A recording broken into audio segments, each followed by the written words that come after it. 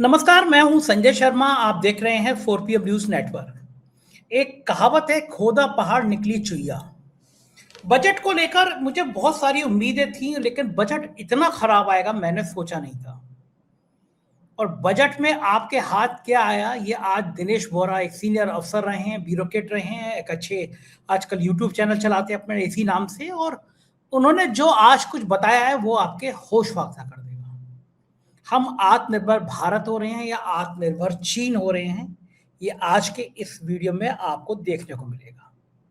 चीन, अमेरिका जहां टेक्नोलॉजी की बात कर रहे हैं, जहां शोध की बात कर रहे हैं, जहां रिसर्च की बात कर रहे हैं, जहां यूथ को पढ़ाने की बात कर रहे हैं, वहां हमारे बजट में क्या आ रहा है कि मंदिर में जाने वाले लोगों की संख्या बढ़ रही है। हम लोग मंदिर का विकास करेंगे क्योंकि आसपास प्रसाद बिकने से देश में सुधार हो जाएगा। इस सरकार ने आपको उस स्थिति में लाके खड़ा कर दिया है जो आने वाली पीढ़ियां आपसे पूछेंगी कि जब रोम जल रहा था, नीरो बांसुरी बजा रहा था, आप खामोश क्यों थे। आप जानते हैं कि आजादी के बाद से जितना कर्जा लिया गया, 2014 के बाद उससे कई गुना कर्जा इन 11 सालों में ले लिया गया। ये कोई बात आपको गोदी मीडिया बताएगा नहीं। मैं आपको दिनेश वोरा जी से वो बातचीत सुनाने जा रहा हूं जो आपके रोंगटे खड़े कर देंगी। उससे पहले आपसे रिक्वेस्ट है कि मैंने बहुत मन के साथ 4PM पॉडकास्ट शुरू किया है। समीर अंजाम साहब देश के सबसे बड़े संगीतकार, जिन्होंने 5000 गाने लिखे हैं, लेकिन एक जिंदगी और भी है। 17 सालों का उनका जो संघर्ष है वो आपको अपने दोस्तों को और खास तौर से अपने बच्चों को सुनाना चाहिए कि कोई इंसान कामयाब होता है तो उससे पहले की परेशानियां कैसी होती हैं। या 4PM पॉडकास्ट का मेरा लोगो देख रहे हैं, इस चैनल पे जाइए यूट्यूब पे, 4PM पॉडकास्ट को अगर सब्सक्राइब करेंगे और समीर अंजाम साहब का पूरा बातचीत सुन के कमेंट करेंगे तो मुझे अच्छा लगेगा। चलते हैं दिनेश वोरा जी के बाद। 4PM न्यूज नेटवर्क में बहुत बहुत स्वागत है दिनेश वोरा साहब आपका। मुझे उम्मीद नहीं थी कि बजट इतना खराब होगा। जो प्रतिक्रिया आ रही है मुझे मजा आया कि मैं एक बहुत बड़ा गोदी मीडिया का चैनल देख रहा था, वो शब्द बता रहे थे कि कौन कौन से शब्द कितनी बार आए हैं। तो उन्होंने बताया कि आमदनी इतनी बार आई, पेनल्टी इतनी बार आई। तो बीच में एक अच्छे पत्रकार थे, उन्होंने कहा कि किसान सबसे कम आया। तो आज के बजट में बातें बड़ी बड़ी हों लेकिन किसान नहीं आया। और फिर खास तौर से बजट में जो वादे होते थे कि 2 करोड़ नौकरी देंगे, 3 करोड़ नौकरी देंगे, इस बार कोई संख्या नहीं थी। रक्षा बजट ऑपरेशन सिंदूर के नाम पर बढ़ाना जरूरी लग रहा था क्योंकि आप अपने भक्तों को कैसे बताते। लेकिन बड़ी बात है कि किसानों को लेकर लोगों ने कहा कि मनरेगा जैसी योजना का बहुत ध्यान नहीं रखा गया। और सबसे बड़ी बात यह मुझे अभी तक याद आ रहा है कि जब शुरुआत में बजट आया था कि 100 स्मार्ट सिटी बनेंगे, बुलेट ट्रेन चलेगी, ऐसी सब चीजें अब उनका कोई जिक्र नहीं करता। क्योंकि आप इस फील्ड से बहुत बड़े जुड़े रहे हैं, आप एक बड़े अफसर रहे हैं, मुझे जरा मेरे दर्शकों को समझाइए कि आखिर इस बजट से लोगों को, खास तौर से मध्यम वर्गीय परिवार, जिसको दिल्ली के चुनाव के चक्कर में एक बार तो इनकम टैक्स से राहत दे दी गई, लेकिन उसके बाद भूल गई सरकार कि इसको और राहत देनी है। महंगाई जिस हिसाब से बढ़ी, क्या आपको लगता है ये बजट में काफी कुछ छूट गया जो नहीं छूटा जाना चाहिए था? जी, आप सबको नमस्कार और 4PM के दर्शकों को भी बहुत बहुत प्रणाम। बहुत बहुत धन्यवाद आपका। बजट को किस रूप में देखूं? सबके अपने अपने चश्मे हैं, मेरा भी अपना चश्मा है। दरअसल किसी भी बजट को अगर जज करना हो तो बजट की टेबल पे कुछ लोग बैठे होते हैं, तो सबसे पहले वो पूछते हैं पैसा कितना है। अल्टीमेटली आपको घर चलाना है तो सपोज करो कोई कहेगा कि मेरी महीने की 20,000 तनख्वाह है, तो कहेगा पैसा कितना महीना चलाने के लिए, कहता 20,000 रुपए है, तो मुझे जो करना है 20,000 में करना है। उसके बाद अगला सवाल आता है कि देनदारी कितनी है, कितना पैसा देना है मुझे, कोई ईएमआई है, लोन लिया हुआ है, कर्जा चुकाना है ना। ये दूसरा सवाल आता है बजट की टेबल पे। ये दोनों सवाल सरकार को परेशान करते रहे। इसलिए परेशान करते रहे कि सरकार का जो पिछले साल का बजट था, 28,37,000 का net tax revenue central government का था। मैं तो आंकड़ों की बात करता हूं, मैं आंकड़ों का आदमी हूं। जितनी जिंदगी मेरी गुजरी पिछले 30-35 सालों में, मैंने बहुत कुछ देखा। मैंने कभी कोई ऐसा साल नहीं देखा अपनी लाइफ में जहां पे आपका सॉवरीन टैक्स इंक्रीज 10 और 15% के बीच ना हुआ हो। प्रधानमंत्री कोई भी हो, तो हर साल की जो टैक्स में बढ़ोतरी है 10 से 15% की रहती है, किसी किसी साल में 17-18% भी हुई है, लेकिन मिनिमम 10-12% एक कॉमन है कि अगर पिछले साल 100 रुपए कमाए तो अगले साल 110 रुपए कमा लोगे आप। ये कॉमन चीज है। ये पहला ऐसा साल है, मैं लगातार अपने एपिसोड्स में कह रहा हूं अपने चैनल पे भी, कि जहां पर हमारा रेवेन्यू इंक्रीज, जो नेट रेवेन्यू इंक्रीज है केंद्र का, वो 1% है। आप सोचिए, जिसका रेवेन्यू एक साल में 1% बढ़े, 28,37,000 की जगह 28,66,000 करोड़, तो नंगा नहाएगा क्या, धोएगा क्या। तो पहली बात ये थी टेबल पे कि पैसे कहां, कहता पैसे नहीं है। कुछ बढ़े, कहता कुछ नहीं बढ़ा। जब कुछ नहीं बढ़ा तो इसका मतलब दूसरा क्वेश्चन आता है, देनदारी कितनी बढ़ गई। अब साहब पिछले साल 12,74,000 करोड़, यानी कि 12.75 लाख हमने ब्याज में चुकाए, और मैं अपने कई एपिसोड में कह चुका था कि इस साल की जो देनदारी है वो 14 और 15 लाख करोड़ के बीच में होगी। ये ऐतिहासिक है भारत के इतिहास में, और अल्टीमेटली इस साल की देनदारी 14 लाख करोड़ क्रॉस कर गई, ब्याज का रीपेमेंट। अगर आपकी आमदनी 1% बढ़ती है और आपकी देनदारी 12.75 लाख करोड़ से 14 लाख करोड़ क्रॉस कर जाती है, तो साहब कंपन तो आएंगे ना अंदर। अब आपके पास पैसे बचते कहां हैं। आज से 3 साल 4 साल पहले सरकार ने एक फैसला किया था कि हम अपना डेट टू जीडीपी जिसे कहते हैं, कि कर्जा कितना है, उसको हम एक 4.8 से 5 से घटा के 4.2 पे ले आएंगे, 5 सालों में इतना कर देंगे। लेकिन जैसे ये 5वां साल आता है, सरकार की टांगे कांपती हैं, कहते ये क्या हुआ, हम तो जहां पहले 5 साल पहले खड़े थे कर्जे में, हम आज भी वहीं खड़े हैं, हमने तो कुछ किया ही नहीं है। इस बार एक नया फार्मूला बनाया गया। फार्मूला नहीं है, लोगों की आंखों में धूल झोंका है। फार्मूला ये था कि इस बार हम क्या करेंगे ना, डेट टू जीडीपी 56% है, इसको घटाकर हम 50 तक लाएंगे 3-4-5 सालों में अगले। यानी कि हम जहां खड़े थे फिर वापस चले गए, फिर कहते हैं फिर से 5-4-3-2-1 करेंगे, फिर से वो काउंटडाउन स्टार्ट हो गया। बेवकूफ बनाने की चीज थी साहब। जैसे ये मैंने बात कही कि 17 लाख करोड़ से ज्यादा का इसका इस बार बोरोइंग आएगा और रिवर्स होकर हम 2022 पे चले जाएंगे, वही हुआ। और मेरे जो अनुमान थे बिल्कुल सही निकले कि आपका रीपेमेंट 14 लाख करोड़ क्रॉस करेगा ब्याज का, और अगले साल 16 लाख करोड़ के आसपास होगा, और साथ में टैक्स नहीं आएगा। अब टैक्स क्यों नहीं आएगा साहब? इनकम टैक्स में थोड़ी कटौती हुई थी, लेकिन इनकम टैक्स में जो बढ़ोतरी होनी चाहिए थी वो नहीं हुई। लेकिन सबसे बड़ा झटका सरकार को लगता है जीएसटी में। जीएसटी के अंदर जहां पिछले साल हमारे बजट का 18 पैसे आया था, इस पर 15 पैसे का अनुमान है साहब। यानी कि अगले साल आपके पास पैसे नहीं होंगे। जीएसटी कहां से आता है? जीएसटी आता है जब आप कोई चीज खरीदते हो। उसके 2-3 जगह हैं। एक जगह है कि इंडिया में लोग सामान खरीदते हैं तो उसके ऊपर जीएसटी पेमेंट करते हैं। कोई भी चीज आप खरीदते हो, सर्विसेज है, प्लम्बर को बुलाओगे तो भी है, अर्बन क्लैप वाले को बुलाओगे तो भी पैसे देने पड़ते हैं आपको। और दूसरा आता है जीएसटी, जिसे आईजीएसटी कहते हैं, जो एक स्टेट से दूसरी स्टेट में जाता है। आईजीएसटी के 2 हिस्से होते हैं। एक वो है कि मैंने महाराष्ट्र से उत्तर प्रदेश में सामान भेजा तो उसके ऊपर आईजीएसटी आता है, तो वो सीजीएसटी और एसजीएसटी नहीं आता उस पर। और एक आईजीएसटी वो आता है, विदेशों से जो माल आता है ना, उसके ऊपर टैक्स आता है, कस्टम्स ड्यूटी छोड़ के आईजीएसटी आता है उस पर। कमाल की बात है, पिछले कुछ सालों से विदेश से आने वाले सामान पर आईजीएसटी बढ़ता चला जा रहा है। इसका मतलब विदेश पे हमारी निर्भरता बढ़ रही है, विदेश से माल ज्यादा आ रहा है। यहां से पता लगता है कि हम आत्मनिर्भर भारत नहीं बना रहे, आत्मनिर्भर चीन बना रहे हैं। ये सच बात है। जब ये बात निकल के आई तो मैंने कहा कि ये मामला गड़बड़ा गया इनका। अब जीएसटी कमजोर इसलिए है इंडिया में कि लोगों के पास पैसे नहीं है। पैसे होंगे तो खरीदारी करेंगे, खरीदारी करेंगे तो जीएसटी आएगा। आज बजट से पहले सुबह एक आंकड़ा आता है और वो आंकड़ा आज बजट में गुम हो गया। और बजट का आंकड़ा ये था जो मैंने पहले कहा था कि हमारा जो नेट जीएसटी इस महीने आएगा, जो दिसंबर महीने का होगा, वो 1,75,000 करोड़ का होगा, जो पिछले 2 महीने से आ रहा था। वही हुआ, 1,74,000 करोड़ आया। जब मैं उसके अंदर गया तो मैं और चौंका।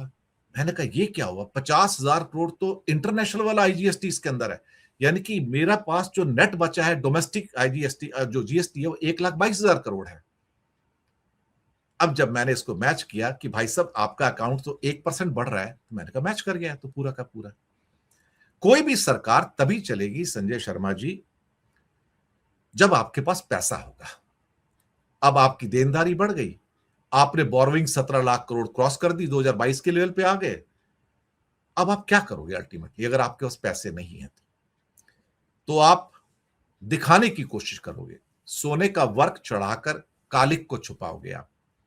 सब जगह एक थॉरो कट किया गया आपको दिखाने के लिए, और ये एक के बाद एक कट करते चले गए। प्रेशर कहां से आया अल्टीमेटली? प्रेशर बनना थोड़ा पहले शुरू हो गया था। प्रेशर था अमेरिका से, एक्चुअली बहुत कम लोगों को पता है। और अमेरिका को दिखाने के लिए कभी कभी हमारी साइड में ना एक कहावत है कि इंसान ना अपनी भैंस को मार देता है। हमने ईयू के साथ डील में अपनी भैंस को मार दिया सर।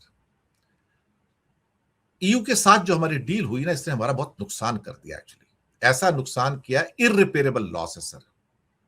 एक सेकंड लॉटरी सर, लग गई। यहाँ तो तमाम टीवी चैनल में बैठे हुए बीजेपी के प्रवक्ता कह रहे थे ऐतिहासिक हम लोगों ने संधि कर ली और अभी तक नहीं हो पाई थी, क्रांति हो गई, भारत में मर्सिडीज सस्ती हो गई और शराब सस्ती हो गई, हमारी क्रांति हो गई। ये सब बड़ी बड़ी बातें मैं सुन रहा था, आप कह रहे हैं नुकसान हो गया।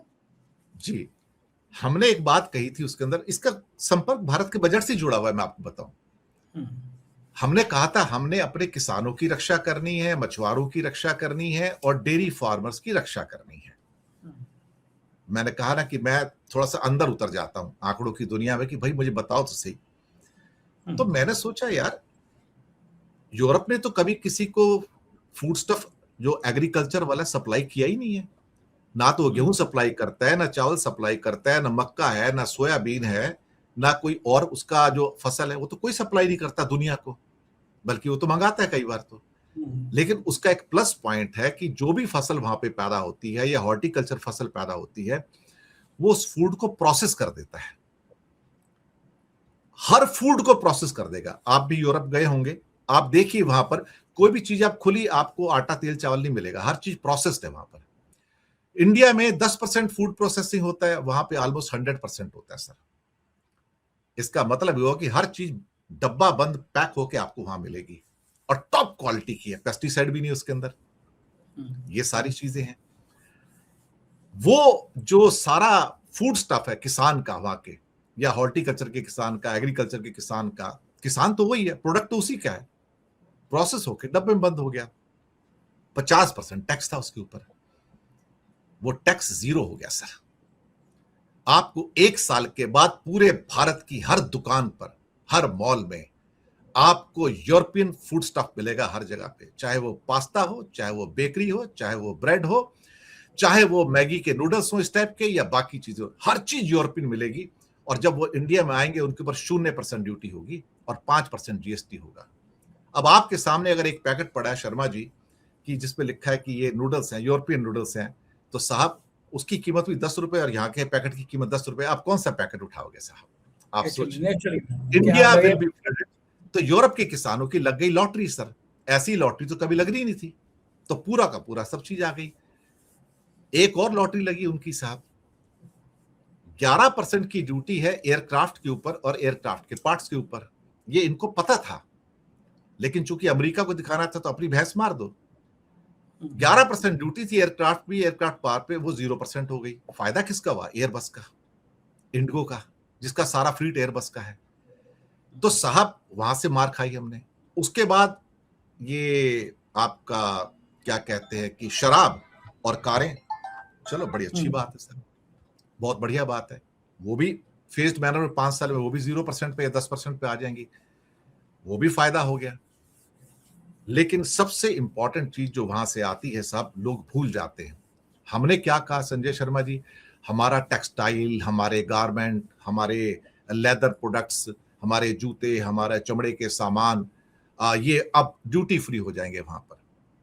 हम भूल गए कि हमारा जूता 500 रुपए के अंदर यूरोप में जाता है, बेल्ट 300 रुपए की यूरोप में जाती है, जैकेट 2000 रुपए की यूरोप में जाती है। लेकिन यूरोप से जो शर्ट आती है वो 500 की नहीं होती, 5000 की होती है। वो भी तो फ्री हो गए इंडिया में सारे सर। और जो यूरोप से एक सो कॉल्ड एक आपकी जैकेट आती है वो 5 लाख रुपए की, वो भी तो फ्री हुई ना सर। तो सारा का सारा जो इलिट क्लास का चमड़े का सामान है जो यूरोप के अंदर है सर, वो भी तो भारत आ रहा है, टेक्सटाइल भी तो भारत आ रहा है, गारमेंट भी तो भारत आ रहे हैं। अल्टीमेटली भारत के कई सुपरस्टार हैं, जब वो जूते पहनते हैं तो एक जूते की कीमत 5 लाख से 10 लाख रुपए है ना सर। मैं नाम नहीं लूंगा किसी का। जो आपके सो कॉल्ड बड़े बड़े लोग हैं, इंडस्ट्रियलिस्ट हैं, जो एक बेल्ट पहनते हैं अपने एक पैंट के अंदर, उसकी कीमत 1 लाख रुपए है ना सर। मुंबई के और दिल्ली और लखनऊ के भी कई स्टोर्स में इतने महंगे सामान मिलते हैं ना सर। और साथ में हमने EFTA स्विट्जरलैंड के साथ भी तो किया था। तो वहां से जितने प्रेसिशन इक्विपमेंट्स हैं, मेडिकल मशीनरीज हैं, सब कुछ जीरो पे आ गया। यूरोप की तो लॉटरी लग गई सर। हमने तो बैठे बैठे सुसाइड कर लिया। अब इस लाइट में अब आप क्या करोगे? आपके पास पैसे नहीं है, आपकी देनदारी बढ़ गई है, आपके हालात ऐसे हैं कि किसी एक साल में आज तक आपका टैक्स इंक्रीज 1% नहीं था, 10-12% था, वो हुआ नहीं है। तो इनके पानी पड़े होते सारे के सारे कि मैं क्या करूं। फिर उन्होंने कटौती शुरू की। फिर हेल्थ में आपको लगेगा कि हेल्थ में 5,000 रुपए करोड़ ज्यादा दे दिए, लेकिन जब आप उसको कंपेयर करोगे पिछले साल की अपेक्षा कि कितना जीडीपी का हिस्सा होना चाहिए, तो वो डाउन हो गया सर।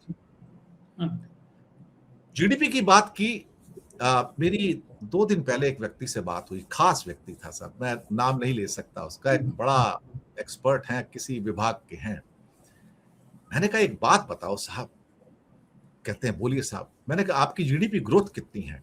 ये यहां से बजट निकलता है सर, और वो बजट प्रक्रिया का हिस्सा है। मैंने कहा आपकी ग्रोथ कितनी है? कहता है सर 7.4% आएगी जीडीपी ग्रोथ, फास्टेस्ट ग्रोइंग है पूरे वर्ल्ड में। मैंने कहा एक बात बताओ, डॉलर में ग्रोथ कितनी है? कहता है डॉलर में ग्रोथ थोड़ी होती है। मैंने कहा दुनिया में जब आप कहते हो कि चौथी बड़ी अर्थव्यवस्था और 5वीं बड़ी अर्थव्यवस्था, तो डॉलर में आता है ना। चाइना ये नहीं कहता ना कि युआन है, इंडिया नहीं कहता ना रुपया है, रशिया नहीं कहता रूबल है, जापान नहीं कहता येन है। जब आप कंपेयर करते हो तो पैमाना तो होना चाहिए आपके पास। ठीक बात है। वो पैमाना एक होना चाहिए जहां पर आप दुनिया की सारी अर्थव्यवस्थाओं को नाप सको। कितना एक्सपोर्ट है, कितना इंपोर्ट है। आप कहते हो $400 का एक्सपोर्ट है, $500 का इंपोर्ट है, तो ये क्या चीज है? एक पैमाना है ना। कहता हाँ। तो मैंने कहा पैमाना क्या है? कहता है डॉलर। तो मैंने कहा डॉलर के अंदर अगर आपकी 8% का रुपए का डेप्रिसिएशन है, तो आपका जीडीपी ग्रोथ -0.5 है। कहता है यस। मैंने कहा ये दुनिया को क्यों नहीं बताते कि you are the slowest growing economy in the world, और इसलिए आपके यहां लोग इन्वेस्ट नहीं करते, क्योंकि 100 रुपए लगाएंगे, 10 रुपए का फायदा होगा, 10 रुपए के ऊपर 12.5% आपका सरकार क्या कहते हैं कैपिटल गेन टैक्स ले जाएगी, बाकी बचेगा आपके हाथ में 8.5 रुपए, उसमें 8 रुपए के चक्कर में चले गया डेप्रिसिएशन में। हाथ में क्या आया? अठन्नी। ये सारी चिंताएं इनके दिमाग में थी बजट टेबल पे कि हम क्या करें। अल्टीमेटली पानी पड़ गए थे इनके ऊपर। तो साहब एक एक करके कट करना शुरू किया। लास्ट ईयर जैसे कि जल जीवन मिशन था साहब, मैं एग्जांपल देता हूं, 67,000 करोड़ रुपए दिए थे कुछ, समथिंग लाइक। अनस्पेंट मनी भी एक स्कैम चल रहा है आजकल कि पैसा एलोकेट कर दो, तालियां बजवा लो, लेकिन उनसे कहो पैसा खर्चा नहीं करना, आपको पैसा वापस कर देना साल के बाद। पता लग रहा है कि 67,000 करोड़ में 60,000 करोड़ वापस आ गए सर, क्योंकि जितने आपने सैनिटेशन के लिए 1 लाख करोड़ से ज्यादा का पैसा unspent money has gone back to the treasury sir. और इन्हीं स्कीम्स का घर मुफ्त बिजली योजना, ये योजना, वो योजना, सब डिक्लेयर हो गए, तालियां बज गई, खर्चा नहीं करना। नए शहर बसाने थे, उसके लिए पिछले 5 साल से 10-10 हजार करोड़ लगाया, एक शहर नहीं बसा सर। वो 10,000 करोड़ आज भी ऐसे पड़े हुए सर। मनी गिवन, अलॉटेड, लेकिन इंस्ट्रक्शन स्पेंड नहीं करना सर, खर्चा नहीं करना है। पूरी लिस्ट है मेरे पास उसकी सर, और इकोनॉमिक टाइम्स में भी आई पूरी लिस्ट की। How come this money is not being spent by the ministries? क्या उनको आदेश है कि पैसा खर्चा नहीं करना? That is the problem. इन सब लाइट के अंदर जब ये सारा का सारा आपका मसला आता है और जब बजट बनता है, तो आपके पास ऑप्शन नहीं होती सिवाय इसके कि आप कुछ हेरा फेरी करो और लोगों को वहां पर क्या कहते हैं कि कुछ देने की तो छोड़ो, वो सोचेंगे ले लो। एसटीटी बढ़ा दिया, जैसे कि एसटीटी मेन एक बहुत बड़ा इशू नहीं था एसटीटी, लेकिन कहीं ना कहीं स्टॉक मार्केट को चोट दे गया। फ्यूचर एंड ऑप्शन वाले जो डेली गेम खेलते हैं ना, सुबह पैसे लगाएंगे, शाम को घर ले जाएंगे, घर तो ले जाते नहीं, 90% तो लॉस ही खाते हैं।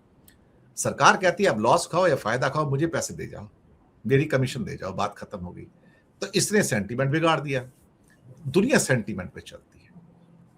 संजय मल्होत्रा और नागेश्वरम साहब रुपए के गिरने से देश की अर्थव्यवस्था को मत नापो। मैं तो हाथ जोड़ के पूछता हूं, मैं किससे नापूं सर? आपकी ग्रोथ डॉलर टर्म्स में जीरो पे है, फॉरेन इन्वेस्टर्स सारे छोड़ के जा रहे हैं, एक्सपोर्ट आपके स्टैग्नेटेड हैं, इंपोर्ट्स आपके राइज होते चलते जा रहे हैं। मुझे पैमाना तो बताओ किस बेस पे मैं अर्थव्यवस्था को नापूं? $2850 की मेरी पर कैपिटा इनकम थी आज से 6 महीना पहले, आज $2700 है सर। $150 मेरी पर कैपिटा इनकम घट गई सर। कल को रुपया 92 का 95 हो गया तो मैं $2600 पे आ जाऊंगा सर। अब आपका अगर रुपया टूटता चला जाता तो आपका इंपोर्ट बढ़ता है। हमारे एक बीजेपी के एमपी ने कहा था, हमारी तो डोमेस्टिक इकोनॉमी है, हमें क्या फर्क पड़ता है विदेश में अपना अगर रुपया महंगा हो जाएगा, डॉलर महंगा हो जाएगा, हमें क्या करना उससे। अब इन मूर्खों को ये नहीं पता ना, मैं नाम नहीं लेना चाहूंगा, इन मूर्खों को ये नहीं पता कि भारत की अर्थव्यवस्था का 45% जो है वो विदेश व्यापार है। $3600 बिलियन की हमारी इकोनॉमी है, उसमें साहब $950 बिलियन का सिर्फ इंपोर्ट है हमारा, $750 बिलियन का हमारा एक्सपोर्ट है। आप कैसे कह सकते हो विदेश पर निर्भर नहीं है? हर चीज जो एक्सपोर्ट हो रही है वो वहां से इनपुट आता है, वो डालते हैं तब वो एक्सपोर्ट होता है। तो हमारी कमजोरी है। इसलिए अगर मैं ये कहूं कि जी एजुकेशन पे कम है, एग्रीकल्चर पे कम है, रूरल पे कम है, आपकी जो इरिगेशन है उसके अंदर कम है, मेरे पास पूरी लिस्ट बनी हुई है, लेकिन मैं क्या गिनाऊं उसको? फिर कहेंगे हमारे फंडामेंटल बहुत स्ट्रांग हैं।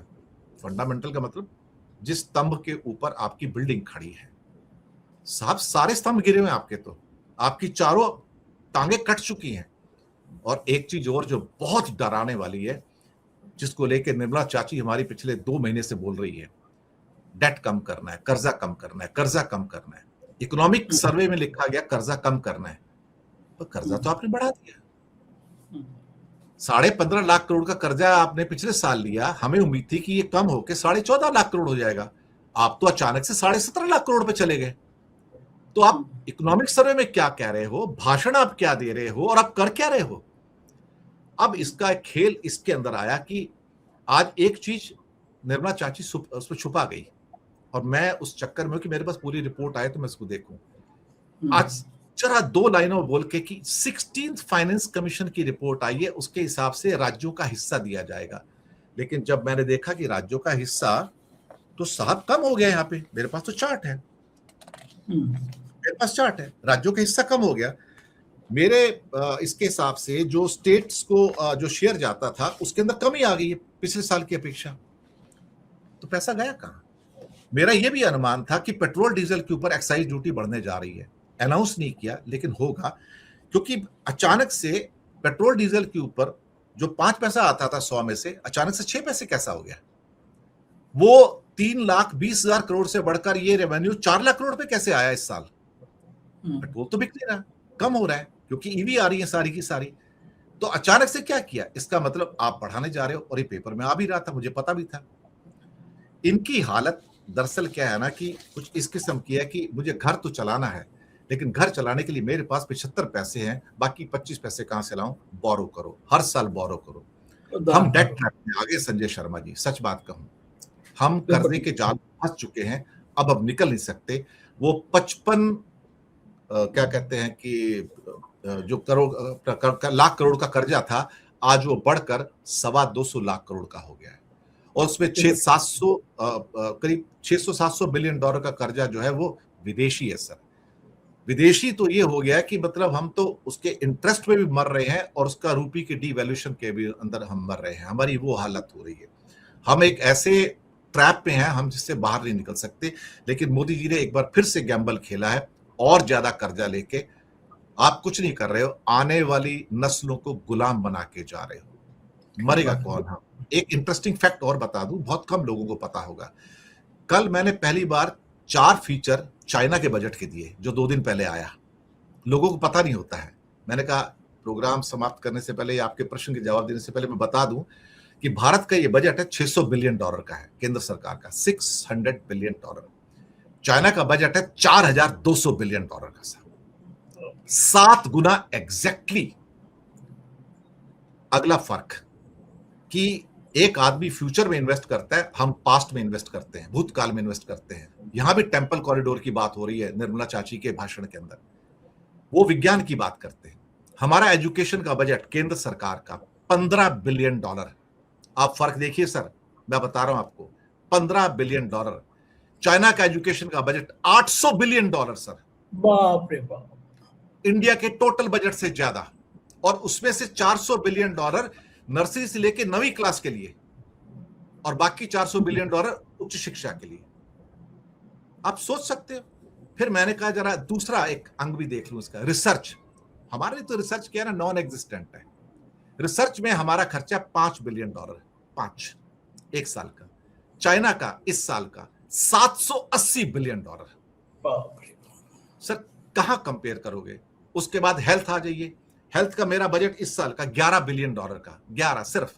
चाइना का बजट $700 बिलियन का हेल्थ का। मैं ये नहीं कह रहा कि उन्होंने पूरा 40 से 50% बजट इन तीन चीजों में डाल दिया, एजुकेशन में, रिसर्च में और हेल्थ में। और हमारा 5% बजट भी सर एजुकेशन, हेल्थ और रिसर्च में नहीं है। नहीं, बिल्कुल ठीक कह रहे हैं फर्क आप। है आत्मनिर्भर भारत और आत्मनिर्भर चीन के अंदर। चीन में बिल्कुल बिल्कुल सही बात है बोरा साहब। और मैं ये समझना चाहूंगा कि एक बड़ी सही बात है या गलत, आप बताइए दर्शकों को, कि 2014 तक, आजादी के बाद से 2014 तक जितना कर्जा लिया गया भारत में, हमारे विश्व गुरु जी ने 11 साल में उससे कहीं ज्यादा ले लिया। ये बात क्या तार्किक रूप से सही है या गलत है? 100% सही है।